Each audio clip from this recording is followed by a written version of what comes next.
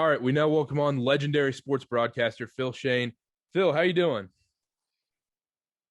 Very good. And I don't know about legend. Let's just say I've been blessed to do what I love and for quite a time. So I appreciate the opportunity. Of course. So, what got you into sports broadcasting?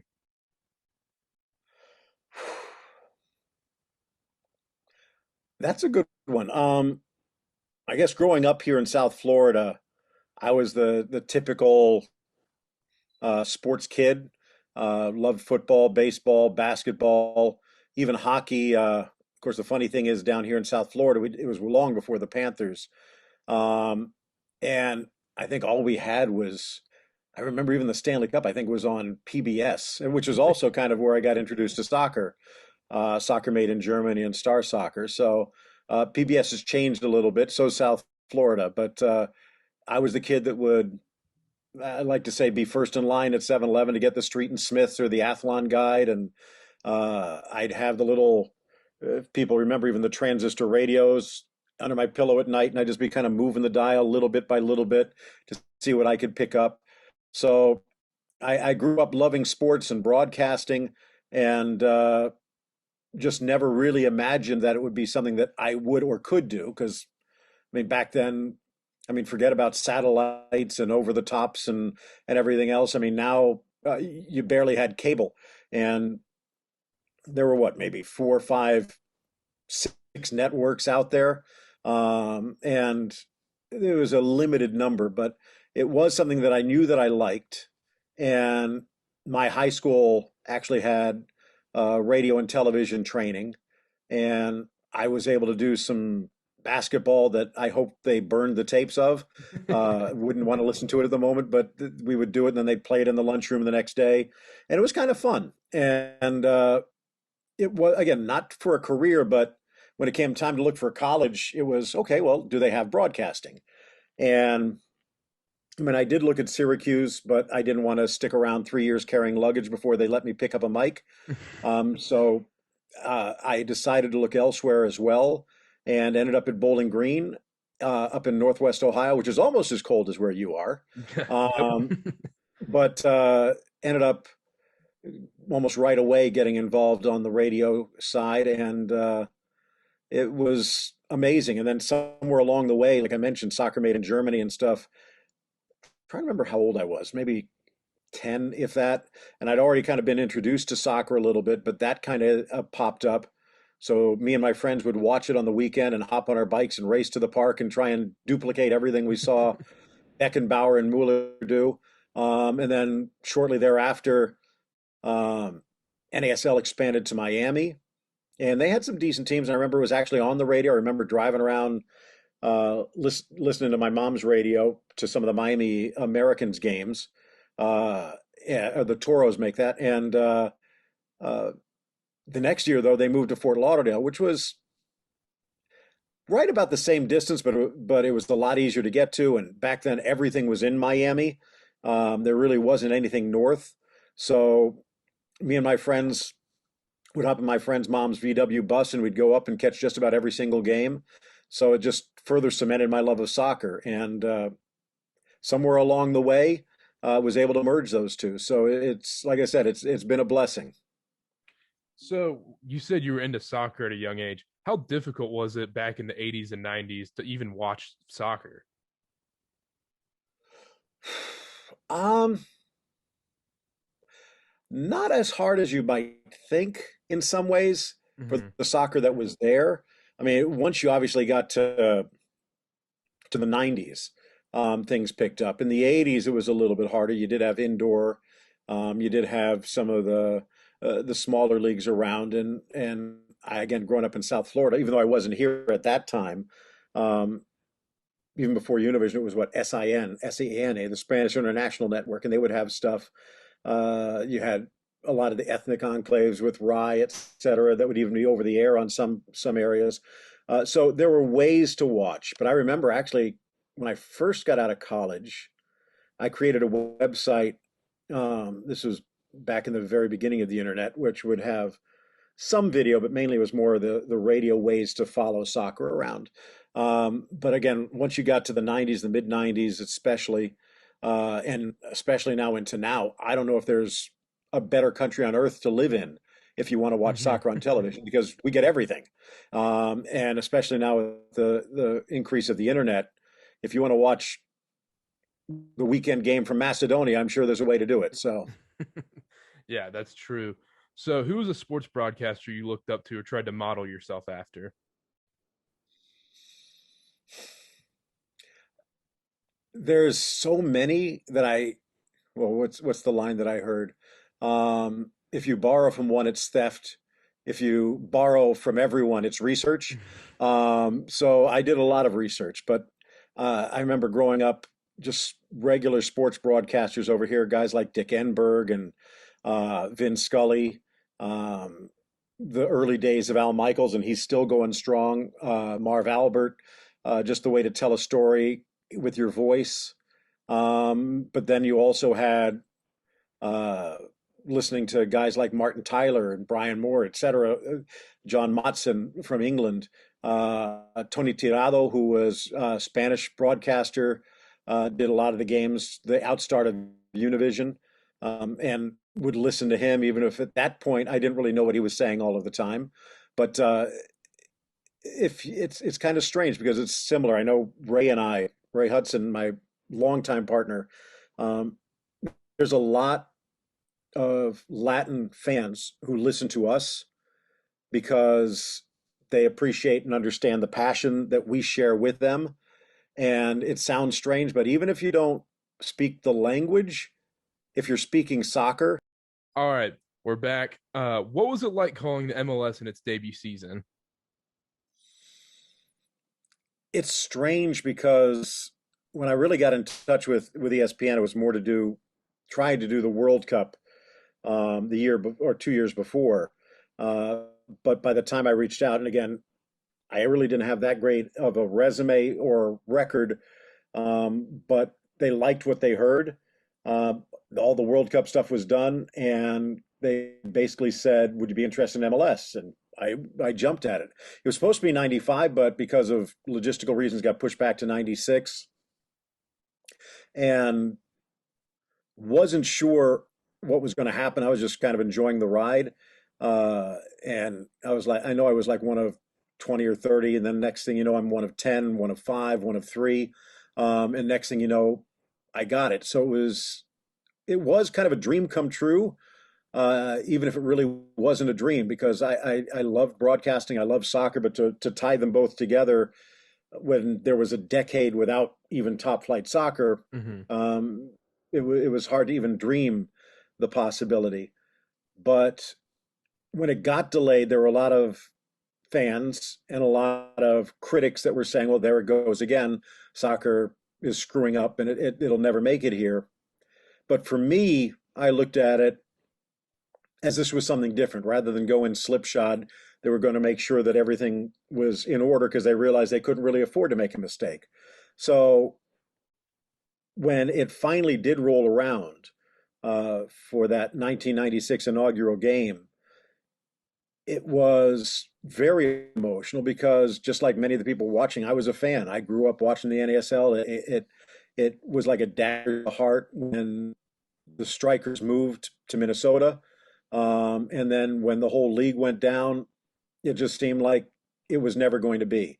And now, after an amazing World Cup 1994 experience, to actually have our very own top flight league was phenomenal. And as I'm standing there in the stadium in San Jose and watching the flyover and watching everyone down on the field, and then the game, which was a little sloppy and at times, I mean, they were still putting the pieces together, but then for it to finish the way it did on Eric Winalda's goal, when again, there were a lot of critics that were going, yeah, another 0-0 draw. And as much as I love the shootout, that probably wouldn't be the way you'd want to introduce the league to the world. Um, but when that goal went in, it was just kind of a huge relief, just like the opening kickoff, where it became real. That first goal was a payoff for a decade's worth of frustration for fans around. And then that entire year, uh, in fact, much of the opening 5 years that I was fortunate to be able to be the voice of Major League Soccer, just flew by. I mean, this is the best sport ever invented. I mean, it has everything you could ever hope for, from the drama, the passion, the history, the technique, the tactics, the emotion, everything rolled into one. And like I said, I grew up loving all sports, but I don't say the love waned. It just, those sports pale in my mind and in my heart to soccer. So to actually have a front row seat and to be blessed to be able to do a job that many just dream of was phenomenal. And I knew it couldn't last forever. I've been blessed to be able to continue elsewhere. And it's just, again, modern technology also just making something like this possible, doing all the international stuff that I've done. But there is something special because I don't say it's my country, my league, but being an American, to get the chance to do games for the U.S. national team, to get a chance to do games from the top flight of the U.S. soccer, it does make it a lot more personal. So that was just an amazing way to start. So we see the MLS growing like crazy. We have the new St. Louis team, my hometown Charlotte FC. Is the MLS growing too fast? Some would say yes, and there is always that caution. I mean, even remember back the early days of MLS where uh, they did add a couple of teams, and Miami and Tampa ended up getting pulled back. Uh, Chicago stuck around, did quite well, and I think the Miami thing was more a mistake, and other things that were going on where there were issues between the Miami Fusion owner and the league. But then after 9/11, just the economic collapse meant that something had to happen so that the entire league didn't go down. And the fact that Tampa didn't really have a savior or an owner kind of drew the spotlight. And maybe it was a game of poker where MLS called the Fusion owner's bluff. But for whatever reason, the Fusion disappeared. And I think what Ray and Doug Hamilton had done to lift Miami from kind of the laughingstock of the league into the cream of the crop. They, in my mind, they were the best team in the league. Uh, it really hurt. And again, now we go through another decade before Inter Miami comes in. You look at what's happened since then, though, and it's been relatively slow and steady growth. I mean, you could talk about the numbers and how it's rivaling NHL, Major League Baseball, NBA, NFL, but it's taken a while to get there. When you look back at the NASL when they did it, it was pretty much anyone who had a checkbook and a pen pretty much got a league. And if I remember, what was it? Over a span of 2 years that they increased 16 teams.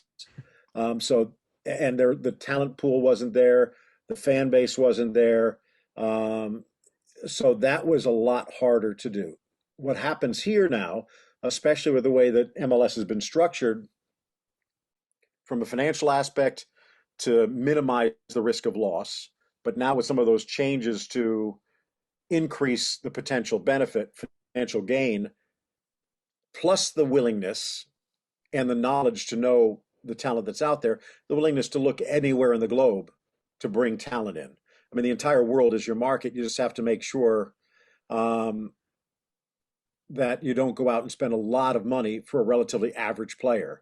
Mm-hmm. You do need your stars and superstars to bring people in and to turn the tube on, but you also then need the young upcoming players that people don't really know, and the ability to grow your own players as well to keep the fans coming back.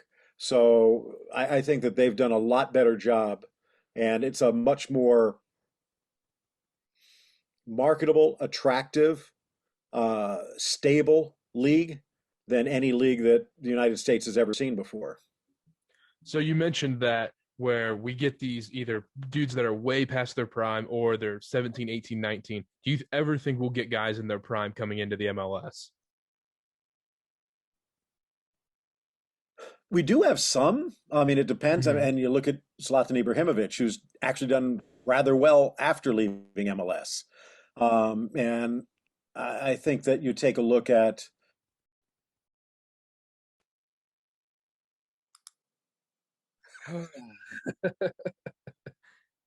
All right, we're gonna give this one more try. no problem. If you want to just ask that last question again, so I make sure I have it. Yeah, here.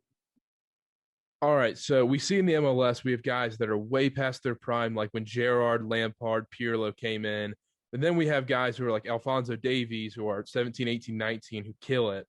When are we going to see people in their primes, 25, 26, 29? We kind of have Carlos Vela right now, and you mentioned Zlatan Ibrahimovic before, but do you think we'll ever see that? Absolutely. I mean, because the money's there. And it mentions Zlatan the fact that he's gone on to do quite well, even with a few injuries mixed in, going back to Europe. So you do need those superstars to get people's attention, but then you do need the younger players in a pipeline to keep those players coming in, to keep the fans coming back. Some of those players have come in and are doing well. Others maybe not so much, but I think like here in Miami, Rodolfo Pizarro is a player who is doing amazingly in Liga MX, and it hasn't quite translated. I think that might have more to do with the coaching philosophy of the two managers that he's had at Inter Miami. But you do have some of those players. You mentioned Vela. Um, I think it's even more important to have that pipeline to produce the Alphonso Davies of the world. Weston McKennie, even though he never really played in MLS, he came up through the pipeline in Dallas. And some of those players, absolutely. And you mentioned Pirlo. I think if he would have gone almost anywhere but New York on that postage stamp with a brand new team, it could have been brilliant. It obviously wasn't. So it is one of the situations of getting the big names but putting them in the right situations. So like Nani in Orlando. And I know it hasn't been a great first 2 years. That might have more to do with some other things that are going on. But you look what's happening this year, and now he's 35 and he's still fitting in brilliantly. So you do need those just as you do almost anywhere else in the world of football. But you do need the guys that can go out and do the running as well. So, how important is the U.S. men's national team's success in the next two World Cups to the MLS growth? If you would have asked me that 3 years ago, I would have said very important because, and it still could be a huge boost in the fact that it draws attention to the sport, just like even with the women, um, because soccer is soccer.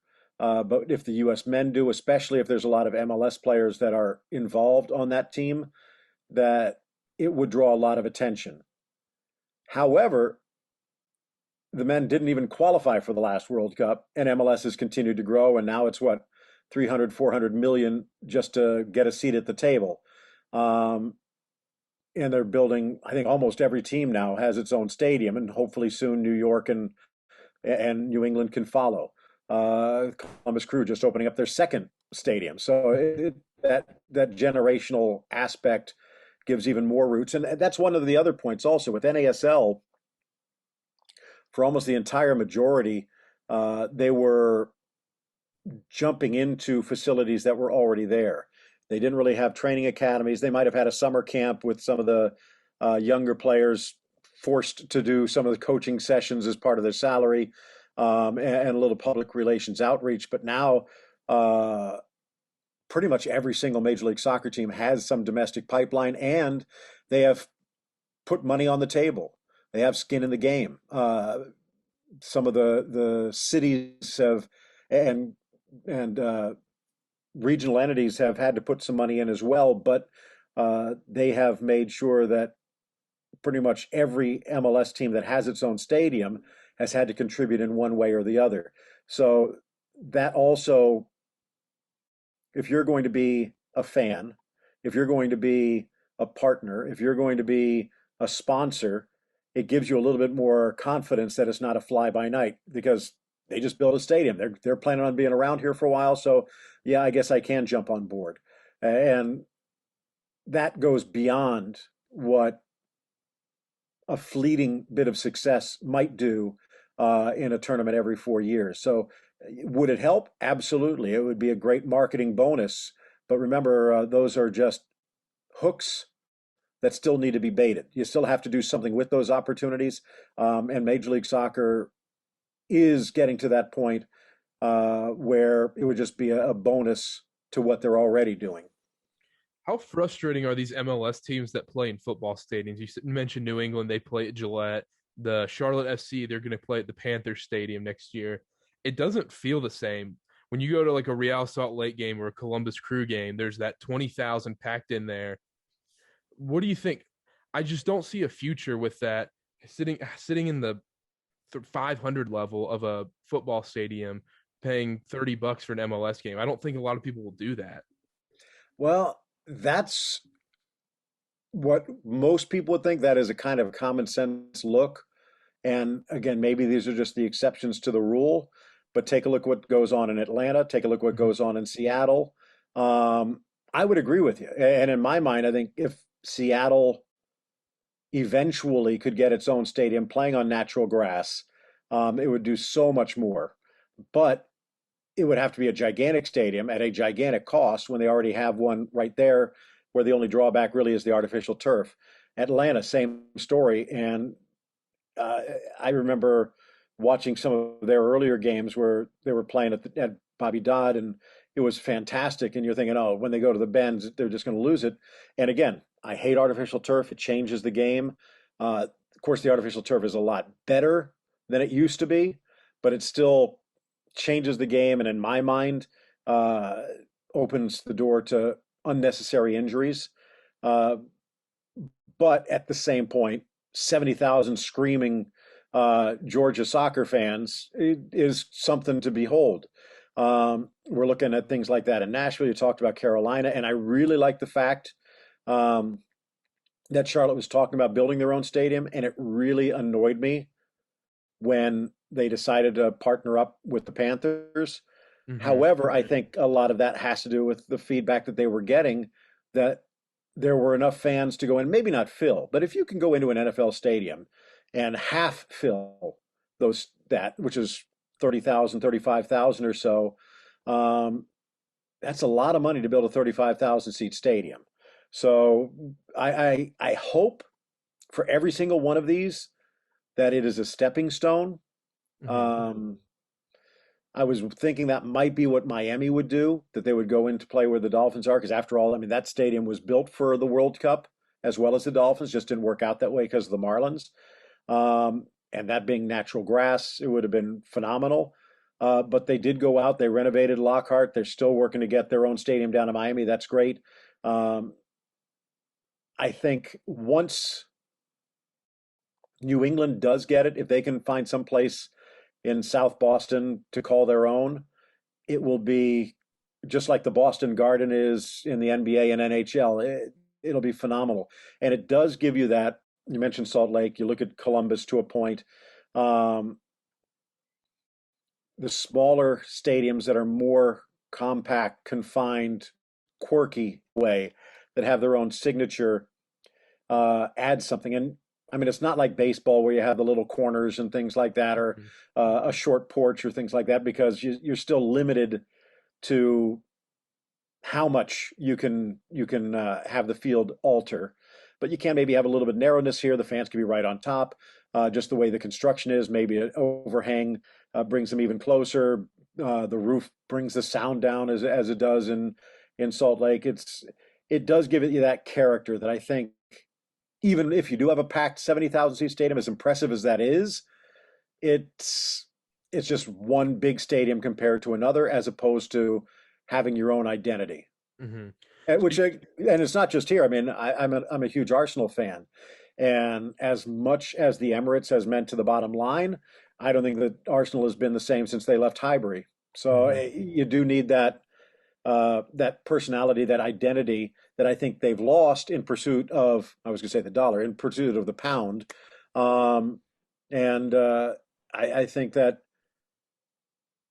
eventually every single MLS team will have a chance at this point.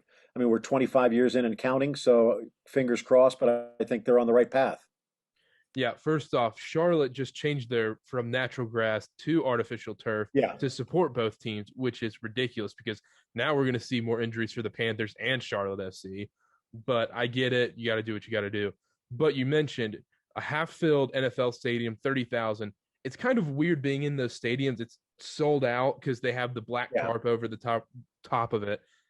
It's not the same as a packed house or whatever. There's still 30,000 fans, but it's not the same as a full 25,000 in a 25,000 seat stadium. However, again, one point in my mind that would be on the other side, and it still boggles my mind a little bit. But you look at I was going to say the Metro Stars. You look at the Red Bulls, where they used to play at Giant Stadium. I mean, nowhere near really filling it up except for some of the big games where there was a doubleheader or something. But they did a decent job, and then they go out and build, in my mind, one of the most beautiful stadiums in the U.S. in Harrison, which is right down the street from some of the most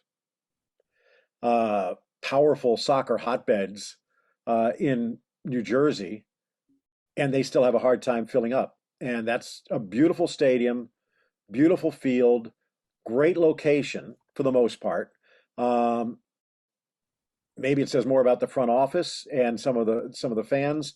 They really haven't taken that next step since Jesse Marsh left. Maybe that's something that they can do as things go on because they're producing their own talent. Maybe they're the team that could use a Pirlo or something just to get people in the door and then realize, hey, these guys are pretty good. Yeah. So moving past the MLS, ESPN gets the La Liga contract. So where does that leave yourself? Well, at the moment, I've been working for BN now for 10 years after a decade at Gold TV. Love what I'm doing. I 17 years of La Liga has been an amazing ride. I think if things continue to work out as they are with BN, we're going to have Liga, which has taken huge steps over the last 2 or 3 years.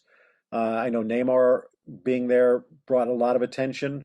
Looks like Sergio Ramos might join him, which would be very intriguing. Um, and again, I mean, you take some people might say, well, it's an older defender going in.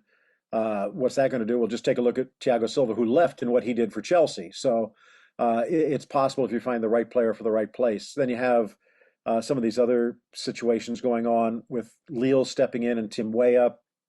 Now it looks like Conrad de la Fuente is going to join Marseille with Sampaoli. So I think Liga is great. I had the chance to call a lot of Turkish Super League games over the last few years, and the football there is very passionate and for the most part good. I think La Liga is special. There's only one. In my mind, it's the best league in the world, uh, just for the skill that's on display and the passion that's involved. Um, and it will be missed. But we also have Copa Libertadores and Copa Sudamericana and a few other things. So we'll see what happens. I mean, if someone comes calling and says, "Would you love to do La Liga again?" It would be hard to say no. But again, I love football, and it's one of those things where people ask me, "What's your favorite game that you've ever done or ever seen?" And getting a chance to do World Cup games. I know back in 2006, did the opener in Germany. I did 94 games, did 98 games. Those were phenomenal. Being in the Copa America final in Chile, doing some of the earlier Copa America games with the U.S. back in the Casey Keller days was phenomenal. The opening game for Major League Soccer, the opening game for the Miami Fusion. And probably I'd say maybe the opening MLS game or maybe even the first MLS final would be up there again because, like I said earlier, there's a personal tie, there's a personal connection. This is, as an American soccer fan, this is my league, and to get a chance to call that at the pinnacle.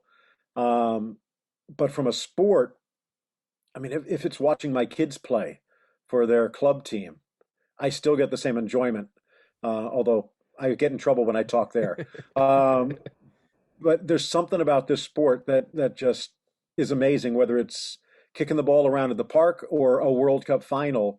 There is a thread that connects all of that, and it's just it's been a love affair for 3 decades plus and counting. So you do most of your games remote in South Florida, correct? We've done some games live. I know getting a chance to do a Clasico in Barcelona and Real Madrid was phenomenal. Getting a chance to do games in Chile for the Copa America, phenomenal.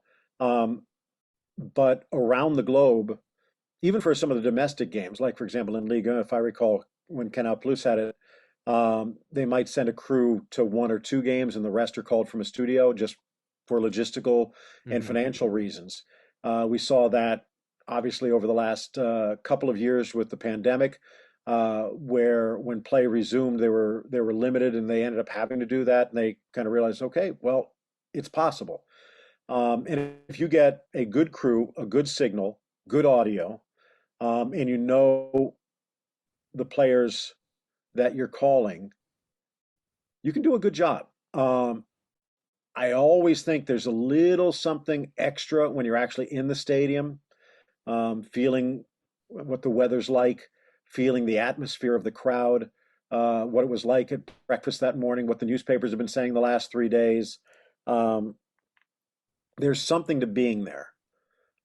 But in some ways, it can also be a distraction.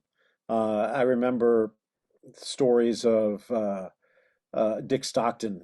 I used to work with his brother-in-law back in my sports radio days, and he's one of the legendary NFL announcers. And what he would end up doing is for the pregame and everything else, stand up in the booth, do all the talking. As soon as play began, he would sit down and look at the monitor. And it sounds strange that basically they sent you hundreds, if not thousands of miles away to a game, and you're sitting there calling it off a monitor. And he said, because that's what people are watching in their home. So, I mean, you can be talking about what's going on in that part of the stands or that part of the sky, but if the camera's not showing it, you're just distracting the people at home. So there are pluses and minuses. I'd always rather to be there, but again, what modern technology has done, um, it's almost like you are there. Hmm. So when you first start working with Ray Hudson, did it go smooth at first? To a point, just because I grew up watching him play. Hmm. I had the chance to meet him when I came back to South Florida, and get a chance to hang out with him and find out he's the exact same person that I saw on the field. I mean, getting a chance to play with guys like Nene Cubillas, Elias Figueroa, Gerd Muller, etc., when he was pretty much a teenager, and to hold his own, if not even steal the spotlight, just the way he played and his personality, and then get a chance to meet him. And he, again, like I said, it's the exact same way. So I kind of knew what I was expecting. Um, he is different to any other person I've ever worked with. I do have to change the way I call a game. I'm normally a lot more in the front row when I'm calling a game with someone else or by myself. With him, I kind of have to be ready to jump out of the driver's seat every so often because I don't know if you've noticed, but he kind of gets excited, and I don't like getting run over. So that's one of the jobs of a play-by-play guy is to find to create a scenario where your color commentator can shine and to set them up to hit the park pretty much. So with Ray, you have to do things just a little bit different. It's like if you're working with Dick Vitale or Don Cherry or John Madden, there's a different way to call a game than if you're working with someone else. So he's got a personality, he's got a passion, and it's real. So it's just been a joy to work alongside him for the past few decades. What's your favorite off the air story with Ray? Oh, I don't know if you can really share too many of them. For me, it's more just getting a chance to hang around and uh, just call him my friend. I mean, uh, coming over to the house and just seeing the kids when they were younger, um, going out to dinner with him and some of our friends like Dave Barry. Uh, that's put those two in the same room together, and you don't have to say a word. But it's just been fun, and in some ways, I'm glad it isn't out there because I don't even know what we said half the time. But the best part of the broadcast, the best part of working together is in the breaks when the mics are off, where we get a chance to really say what we've seen or what we think's going on. Uh, Again, he truly loves this sport. He loves people, and that comes through. And it would be hard to narrow it down to just one because it all kind of rolls together into the person that he is. Give us a good story though, at least one. It doesn't have to be your favorite. I wouldn't say, okay, I don't know if this would be what you're looking for, but it's one of the ones that when I think of Ray that comes to mind. Um, it was when I first came back to South Florida, and long before we worked together at Be In or Goal, um, and mentioned one of our mutual friends, Jeff Rusnak, who used to write for the Sun Sentinel, got us together, and I just wanted to go say, "Hey, how are you doing? It was great meeting you, watching you growing up, etc." Just to shake his hand and have a chat. So he was coaching at, and it wasn't even like a club team back then. It was pretty much like a police athletic league, where there were kids from all over the neighborhood in Hollywood. And I heard he was coaching, so I'm thinking, have one thing in my mind, but I go out there and he's pretty much surrounded by like 60 kids that are chasing butterflies. And it just seemed like him in his element, just watching all those kids just running around, and he's having the time of his life. And it was just amazing to watch. And in some ways, like I said, just to watch him interact with the kids, because he is what he is. He doesn't have a fake atmosphere, fake attitude or anything like that. But just to get the chance to sit there and watch the kids react to him and him react to them. And like I said, this was really one of the first times I had a chance to see him in person and to see that personality come out. It's pretty much the exact same thing that when someone's turning on a game and they're watching on TV that you get. Uh, maybe he turns it up to 11 a little bit during a game, but it's the exact same guy. So, like I said, it might not be the sexiest story, but it is one of the ones where it was Ray in his element. And again, surrounded by soccer and kids. And I mean, if you talk to him, that's one of the most beautiful things about this sport. It's like some people say, two shirts and a ball. Basically, just go out and kick the ball around. And if you can appreciate that passion when you end up having 22 millionaires kicking the ball around on a weekend, it's easy to appreciate that. Who's the one person you've wanted to call a game with? It's tough because I mean Ray would be up there. Um, hmm. And again, I've had the chance to. I think I've done some games. This is way back with Taylor. I know I've done games with Alexi. Working with Ty way back in the beginning was amazing. Hearing so many stories of even going back to the 1950s World Cup team. Um, and then getting a chance to work with when we were doing locker room and stuff. Guys like Stan Collymore and Tony Adams and uh, hmm, who would I like to call a game with? Probably at this point, it would have to be someone like Taylor, or maybe again, if we had uh, extra range, someone like a Clint Dempsey who's still kind of working out, because I want someone that's real, that's Mm-hmm. not trying to be fake, or do what they think is supposed to be done. It's basically the game and themselves, and just let it hang out. That's a good question, though. No, I think uh, when it comes to the sport of soccer, there's a lot of really good players out there, ex-players, coaches, and stuff, and I've worked with many of them. Uh, but I don't know if any hold a candle to Ray. So at this point, there's a lot of good ones coming up, and I love listening to a lot of the MLS broadcasts, and even right up the road at Vista, everything that's going on with USL and everything else. I mean, there's so much soccer going on in this country that's on the field and on the airwaves and on the internet. It's just amazing. It was growing when I started. Before that, there were very few opportunities. I mean, getting a chance to watch JP Dellacamera going back to the missile days and stuff was phenomenal. But nowadays, there's so much broadcasting talent out there, both from a play-by-play and a color perspective.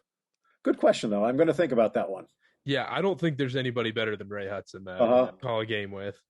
No, it's like again, like I said, when you can look at Raftery and things like that from a basketball Yeah. perspective. But Dick Vitale, whether you Hmm. love him or hate him, he is what he is. Same story with John Madden, same story with Don Cherry, etc. because you end up having the personality and the passion, Hmm. throw the knowledge of the game, the ability to explain that and understand it. It's all in one. So I've been blessed over the last 2 decades to get a chance to sit next to him. So it's fun. Hopefully, get a chance to do it for quite some time more. What about Bill Walton? I noticed him over the shoulder. Um, he would be one of those. I think I feel like it'd be similar to you and dealing with Ray. similar. But the It's one thing not the is, same. Ray is ebullient, effusive, whatever words you want to use. He bubbles up. With Bill, that's there, but I think you need to have the right play-by-play guy with him to bring it out. Hmm. But yeah, he is who he is, and sometimes it makes you think twice. But again, that's one of the things with Ray. I mean, a lot. If you end up looking at my Twitter feed sometimes after games, like if we're doing a Real Madrid game, everyone thinks I'm a Barcelona fan. If we're doing a Barcelona game, everyone thinks I'm a Real Madrid fan. It's because what I'm trying to do throughout is kind of almost a rotation basis. Team A, Team B, neutral. Team A, Team B, neutral. And then also, if something happens, to think of it from the opposite perspective. And like I said, try and put him in a position to succeed and say, what about this? And then let him just go from there. So it's not that I'm saying things that I don't believe, but I'm saying things that you could think, you could wonder, what do you think about this, Ray? What about that? And let him knock it out of the park. And again, uh, Bill Walton's the same type of guy. He's got some angles that go off towards infinity in directions you'd never believe, and it's a fun discussion. What's the one sport you never wanted to commentate? I don't know about none. I mean, I did the World Table Tennis Championships. I did the Highland Games for a couple of years, which was kind of fun, watching big fat guys in dresses throw telephone poles around. Um, uh, the sports that I've loved the most, and like I said, I've been blessed to do baseball, football, basketball, hockey, and soccer for the most part. I love soccer, love uh, football, especially college football, and I've had a chance to do that. Like I wouldn't mind doing more. I've had a chance to do college basketball. There's something about the passion of the collegiate aspect that even if it's not perfect, even if there are flaws, which is probably similar to my viewpoint of VAR, let's keep the humanity in it. But I think in some ways the NBA, NFL are punch the clock, put on a show, spotlight on. It's not as real, I think, as some of the college sports are. Um, I would love to do baseball. I mean, like growing up listening to Ernie Harwell and Vin Scully and uh, hearing stories of Red Barber and the like, uh, there is so much broadcasting talent there. The thing is that I'd say that and hockey are the two hardest because with hockey, it pretty much has to go in your eyes and off your tongue without stopping in your brain. So you pretty much have to just have the expressway ready. With baseball, it's the exact opposite in the fact there's so much time to fill. And I have pulled some of that for soccer in regards to telling a story and weaving it in, weaving it out, coming back to it later, even if it's like in the second half. Um, but for baseball announcers to be able to weave in all of that to keep the fans' interest and following the game and appreciate that, I would love to be able to do it. But like one of my friends back in the early days, John Shambi, did a lot of stuff with ESPN, just got the Cubs job, and I am so happy for him. But it is a skill that takes years and decades to polish. So while I would love to, um, kind of like another one, like So you mentioned about you wanted to do baseball. Why do you want to do baseball? again, it was just kind of growing up. It's still for me not the same as soccer, but growing up back then, uh, and in South Florida, we didn't really have baseball. We had spring baseball. That was it for a month or so. Uh, I was born in Los Angeles, even though I grew up in South Florida. So I kind of grew up a Dodgers fan. Although the more I read, the more of a Brooklyn Dodgers fan I became. And I think some of that early, I don't call it barnstorming, but the freewheeling baseball is kind of carried over to soccer. And I hope soccer never loses it, where you kind of get a little jaded. I think some of that has started to happen a bit here or there. And with the money that's going around, that's understandable. But there was something approachable. And I don't know if, I mean, just thinking of the stories of the Dodgers back in the 50s, where pretty much like guys living above butcher shops and walking down the street to get to Ebbets Field. They were part of the neighborhood. And you see some of that, like with what happened in Columbus with the Crew, where they became part of the fabric of that community. So I think that's amazing. But I was also saying, um, one thing I'd love to do is see if I can do a game in Spanish one of these days. Still have to work on my vocabulary, because it would probably be the most boring broadcast ever. Because with English, I might know 20 words for something, but in Spanish, maybe only two or three. But we'll see. And I know there's some people I know, broadcaster that covers the Texas Rangers, does like I think 6 games in English, 6 innings in English, and 3 innings in Spanish. So first of all, I don't know when he has to go to what he does when he has to go to the bathroom, but uh, it's just kind of cool. And again, one of the things I love watching, not just soccer, but even watching a lot of the soccer in Spanish out there, because there is a lot of passion. I said there's a lot of good broadcasters coming in, and I would hope that they would get be able to get the right producers, directors around them to allow them to share that passion, to feel that passion and convey it, because it's not brain surgery. It's not a lab experiment. You're not sitting in a library. I mean, this is sport, and it's meant to be entertaining. It's great to be able to analyze, and I think it's important, but you got to be able to share the passion of the story. So I saw you mentioned on your website you never believed in having like a goal thing, like oh, like the same catchphrase after someone scores or something. Why is that?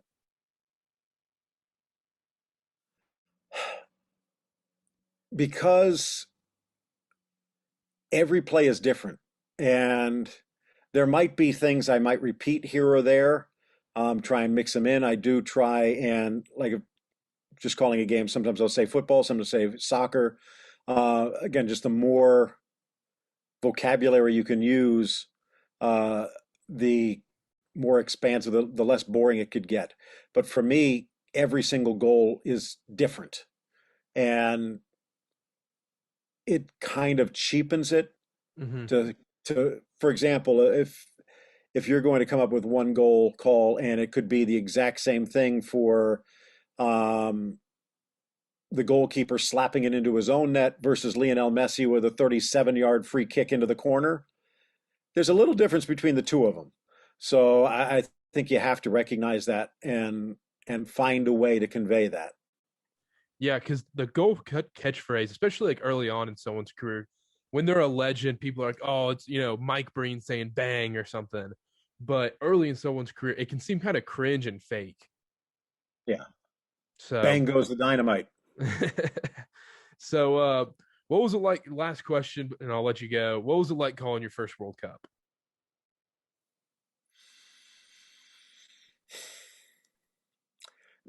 Well, even all three of them were a little bit different. When I did 94, it was doing radio, and I did a few games that were up in Orlando.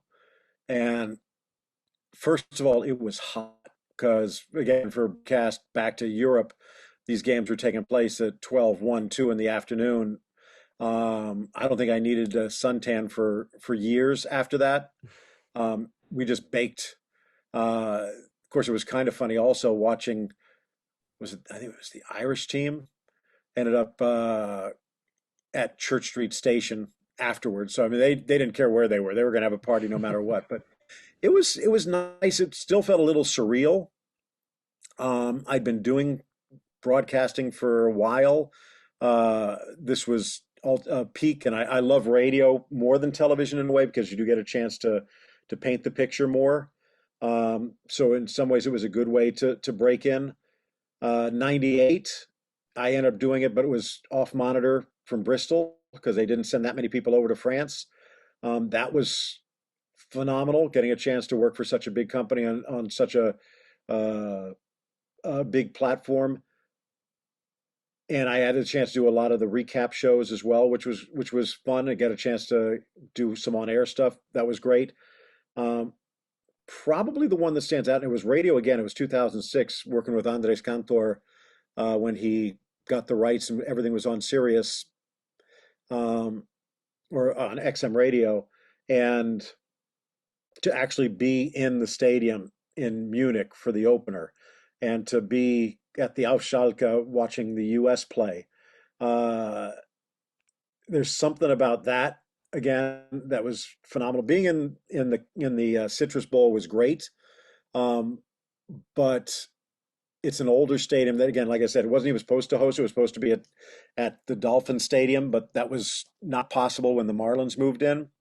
Uh, that was great, but to be in these stadiums that were built as shrines of football, temples to the sport, and how much the sport had grown in the U.S. and even around the globe in those 12 years.